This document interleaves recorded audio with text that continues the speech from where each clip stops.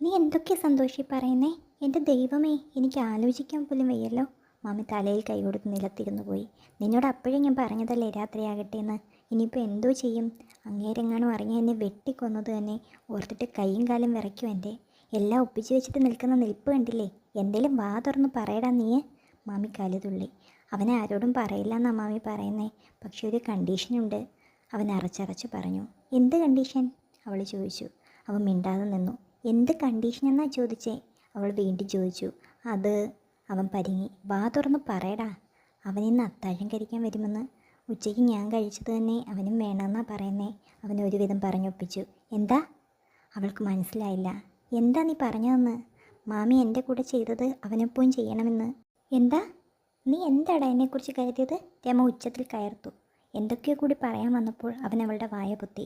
ഇങ്ങനെ കിടന്ന് ബഹളം വെച്ചാൽ ഇപ്പം തന്നെ നാട്ടുകാരറിയും. നിങ്ങളൊന്നും ചെയ്യണ്ടെങ്കിൽ നമുക്ക് വരുന്നിടത്ത് വെച്ച് കാണാം. അതിനുള്ള ധൈര്യമുണ്ടോ നിങ്ങൾക്ക്? ഉണ്ടേൽ പറ. ഞാൻ അവനോട് അവന് ഇഷ്ടമുള്ളത് ചെയ്തോ, നമുക്ക് കുഴപ്പമില്ലെന്ന് തന്നെ പറഞ്ഞേക്കാം. എന്താ പറയട്ടോ? രമ ഒന്നും പറയാതെ നിന്നുപോയി. ഇന്ന് ഒരു രാത്രി സമ്മതിച്ചാൽ അവൻ പിന്നെയും വരില്ലെന്ന് എന്താ നിനക്കിത്ര ഉറപ്പ്? അവൾ ചോദിച്ചു.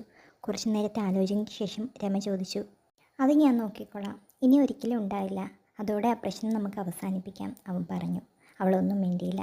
സമയം സന്ധ്യയോടെടുത്തു. സന്തോഷ് പതുപോലെ മമ്മിയുടെ വീട്ടിലെത്തി. രമയ്ക്ക് വലിയ ഉത്സാഹമൊന്നും ഉണ്ടായിരുന്നില്ല. അവൾ അവനെ ശ്രദ്ധിക്കാതെ എന്തൊക്കെയോ ചെയ്തുകൊണ്ടിരുന്നു. നേരം ഇരുട്ടി തുടങ്ങിയിരുന്നു. സന്തോഷ് നാലുപാടും ശ്രദ്ധിച്ചുകൊണ്ടിരുന്നു. ഇല്ല, ആരുടെയും അനക്കമില്ല. സനൽ വരില്ലായിരിക്കും. അവൻ വെറുതെ പറഞ്ഞതായിരിക്കും. അവൻ ആശ്വാസം കണ്ടെത്താൻ ശ്രമിച്ചുകൊണ്ടിരുന്നു. രമയും ഇടയ്ക്കിടെ പുറത്തോട്ട് ശ്രദ്ധിക്കുന്നുണ്ടായിരുന്നു. 8 മണിയായപ്പോൾ തന്നെ സന്തോഷ് പുറത്ത് വെട്ടമൊക്കെ അണച്ചു. അവർ ഭക്ഷണം കഴിക്കാനായി തയ്യാറായി. രണ്ടുപേർക്കുമുള്ള ചോറ് വിളമ്പി കഴിക്കാനിരുന്നപ്പോൾ പുറത്ത് അടക്കിയ ശബ്ദത്തിലൊരു വിളി കേട്ടു. സന്തോഷേ, കതക് തുറക്ക്. സനലാണ്. സന്തോഷിനെ ശബ്ദത്തിൽ നിന്നും മനസ്സിലായി. രമ കതക് തുറന്നു. അവൻ പെട്ടെന്ന് അകത്തേക്ക് കയറി. സന്തോഷ് റൂമിനുള്ളിലെ വെളിച്ചവും കെടുത്തി ഒരു മണ്ണിളക്ക് കൊളുത്തി വെച്ചു. സനൽ ചുറ്റും നോക്കി. തൻ്റെ അടുത്തായി സന്തോഷുണ്ട്. കുറച്ചു മാറി രമയും. അവൻ അവളെ തന്നെ സൂക്ഷിച്ചു നോക്കിയിരുന്നു. വിളക്കിൻ്റെ വെളിച്ചത്തിൽ അവൾക്ക് സ്വർണ്ണ നിറമാണെന്ന് അവന് തോന്നിപ്പോയി. പതിവ് പോലെ കൈലിയും ബ്ലൗസും തോർത്തും തന്നെയാണ് വേഷം. അവൻ അവളുടെ അടുത്തേക്ക് നടന്നു. അവൻ അടുത്ത് വരുംതോറും അവളുടെ ഹൃദയമിടിപ്പ് കൂടിക്കൊണ്ടിരുന്നു. അവൻ അവളുടെ അടുത്തേക്ക് ചേർന്ന് നിന്നു. അവനിൽ നിന്നും പട്ടചാരായത്തിൻ്റെ ഗന്ധം അവളുടെ മൂക്കിലേക്ക് തുളച്ചു കയറി. ഒരു ധൈര്യത്തിന് അരക്കുപ്പിയങ്ങ് അടിച്ചു. വാടയുണ്ടല്ലേ?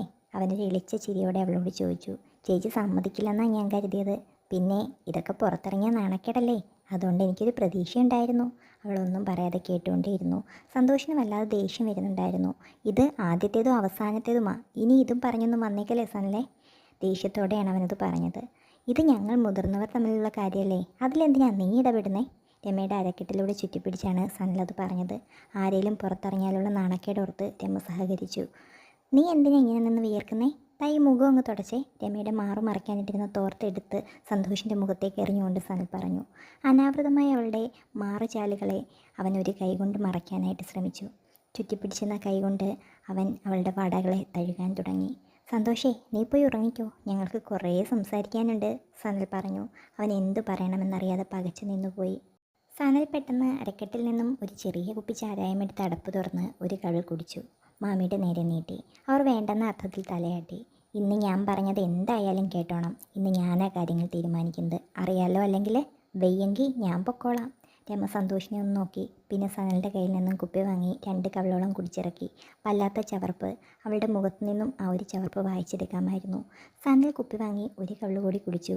അടച്ച ശേഷം സന്തോഷിന് നേരെ കുപ്പി എറിഞ്ഞു കൊടുത്തു. നീയും കുടിക്കടാ, പെട്ടെന്ന് വേണം. ഇത്തിരി ഭീഷണിയുടെ സ്വരത്തിലാണ് അവനത് പറഞ്ഞത്. സന്തോഷം അനുസരിച്ചു. രമയ്ക്ക് ലഹരി തലയ്ക്ക് പിടിക്കാൻ തുടങ്ങിയിരുന്നു. സനലിനും അത് തന്നെയായിരുന്നു വേണ്ടിയിരുന്നത്. അവൻ അവളെ ചേർത്ത് പിടിച്ച് തഴുകിക്കൊണ്ടിരുന്നു. അവളുടെ ചാലുകൾ വിങ്ങിത്തെറിക്കും പോലെ സനലിന് തോന്നി. മാറുകൾ അമർന്നു. അവൻ അതിലേക്ക് ആർത്തിയോടെ നോക്കിക്കൊണ്ടിരുന്നു. അർത്ഥബോധാവസ്ഥയിലാണ് അവൾ. സനലിൻ്റെ കൈകളുടെ കലാവിരുത് അവളെ ചൂട് പിടിപ്പിച്ചു തുടങ്ങിയിരുന്നു. ശബ്ദങ്ങൾ അവളിൽ നിന്നും ഉയരാൻ തുടങ്ങി. സിൽക്കാരങ്ങൾ സനലിന് മത്തു പിടിച്ചു തുടങ്ങി. അവൻ കൈകളുടെ വേഗത കൂട്ടി.